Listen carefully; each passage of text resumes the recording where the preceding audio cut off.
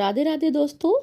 स्वागत है आपका आपके अपने चैनल दिव्य ज्योति में। और मैं आशा करती हूँ कि आप सभी बहुत ही अच्छे होंगे। तो चलिए दोस्तों, आज के वीडियो की शुरुआत करते हैं। लेकिन वीडियो शुरू करने से पहले आप इस चैनल को सब्सक्राइब कर लीजिएगा ताकि आपको इसी तरह की और अच्छी अच्छी जानकारियाँ मिलती रहें। तो दोस्तों, सबसे पहले मैं आपको ये बताना चाहती हूँ कि बेटा हो या बेटी हो, वो दोनों ही एक समान है, क्योंकि भगवान ने, ईश्वर ने सभी को एक समान बनाकर भेजा है। लेकिन कई बार इंसान या पति पत्नी ऐसी परिस्थितियों में फंस जाते हैं, जैसे जिनकी पहले से बेटियां होती हैं या कुछ पारिवारिक कुछ ऐसे अपने प्रॉब्लम्स होती हैं, जिनमें उन्हें लगता है कि उनको अपनी संतान के रूप में एक बेटा भी हो।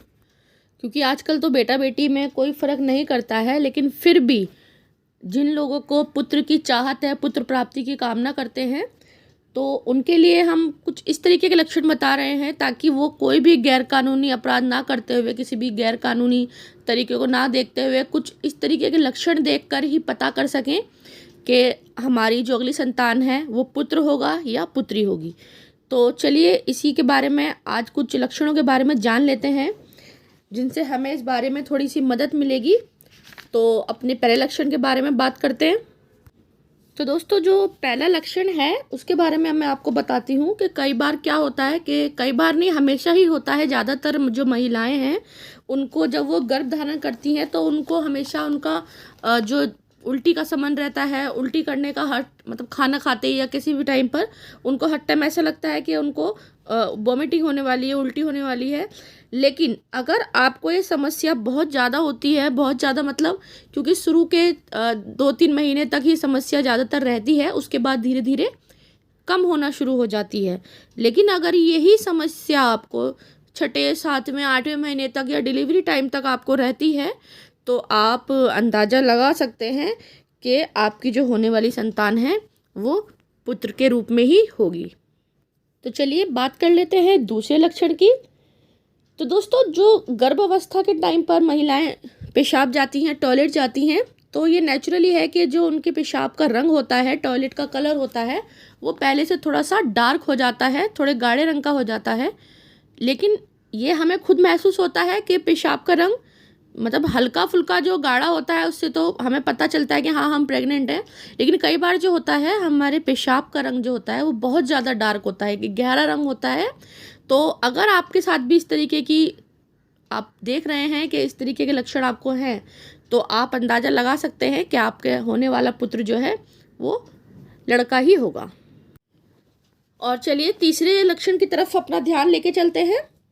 गर्भावस्था के समय महिला को कमजोरी रहना, थकान रहना, मतलब कुछ करने का मन नहीं करना, ये तो है, एक आम बात होती है कि हाँ भी हमें थोड़ा सा आराम करना है, हमेशा थकान की स्थिति बनी रहती है। लेकिन अगर आपको उस स्थिति में ये महसूस होता है कि जब भी आप अपनी बाएं करवट पर सोते हैं तो आपको उसमें थोड़ा आराम महसूस होता है, आपको कमजोरी में, थकान में थोड़ा सा आराम मिलता है, तो अगर आपके साथ ये होता है, बाई करवट लेने से आपको ज़्यादा आराम मिलता है, तो इसका मतलब है कि आपके गर्भ में जो संतान है वो बेटा ही है। और दोस्तों, एक बात मैं आपको और बताऊं कि एक लक्षण ये भी होता है कि गर्भावस्था के टाइम जो महिला के बाल हैं, आप कभी ध्यान दीजिएगा इस चीज़ के लिए, कि जो महिला के बाल हैं वो पहले से बहुत ज़्यादा भारी और लंबे हो रहे हैं, मतलब अच्छी ग्रोथ हो रही है, पहले से ज़्यादा बाल घने हो रहे हैं, तो इसका भी अनुमान लगाया जाता है कि होने वाली संतान जो है वो पुत्र हो सकती है। तो चलिए दोस्तों, अगले लक्षण के बारे में बात कर लेते हैं। दोस्तों, गर्भवती महिला जब संतान को जन्म देने वाली होती है तो उनको दूध का निर्माण शुरू हो जाता है, उनके जो स्तन हैं उनका आकार बढ़ना सामान्य रूप से शुरू हो जाता है। ये एक नेचुरल प्रक्रिया है। लेकिन इसमें क्या होता है, अगर वह महिला यह महसूस करती है कि उसका दाहिने स्तन का आकार बाएं स्तन से ज़्यादा बड़ा है, मतलब पहले ऐसा नहीं था, लेकिन गर्भधारण के बाद उसका जो दाहिना स्तन का आकार है वह बाएं स्तन से बड़ा है, तो इससे भी संभावना होती है कि जो होने वाली संतान है वो पुत्र के रूप में ही होगी। तो दोस्तों, अगले लक्षण के बारे में बात करते हैं। जो प्रेग्नेंट लेडी होती है, प्रेग्नेंट महिला होती है, उनके हाथों की जो त्वचा है, अगर वह रूखी सूखी होती है, बहुत ज़्यादा ड्राई होती है, पहले नॉर्मली ऐसा नहीं होता था, लेकिन अगर गर्भ धारण के बाद उनको ऐसा लगता है कि हमारे हाथों की त्वचा जो है सूखी सूखी सी, फटी फटी सी रहने लगी है, तो भी ये एक लक्षण माना जाता है पुत्र होने का। तो चलिए दोस्तों, अगले लक्षण के बारे में बात कर लेते हैं।